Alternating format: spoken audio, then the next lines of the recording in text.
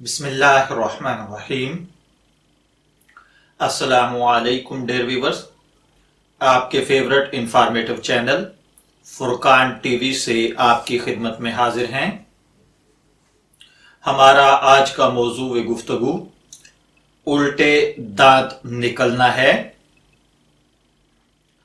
सैकड़ों में से चंद एक बच्चों के दांत बाज औकात उल्टे निकलते हैं और आम तौर पर आवाम के अंदर ये बात मशहूर है कि बच्चे के दांतों का उल्टा निकलना या अपनी जगह पर सही ना निकलना, आड़े तिरछे निकलना या दांत के आगे या दांत के पीछे दांत का निकलना, ये ननिहाल के लिए यानी बच्चे के नाना नानी, मामा, मामू, खाला और उन लोगों के ऊपर यानी इसके ननिहाल के ऊपर भारी होता है।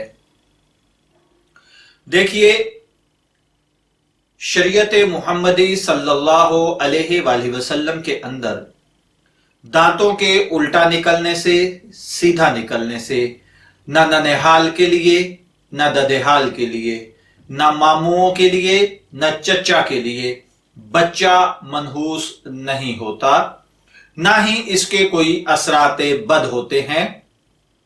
इसकी शरीयत मुहम्मद सल्लल्लाहु अलैहि वसल्लम के अंदर कोई हकीकत नहीं है और इसका सोचना या ये अकीदा और जहन रखना या ऐसी बात करना ये महज तोहम परस्ती है। ऐसी बातों के पास करीब भी नहीं फटकना चाहिए। मैं दुआ गो हूं कि अल्लाह ताला हमें इन बातों को समझने की और तोहम परस्तियों से महफूज रहने की तौफीक अता फरमाए।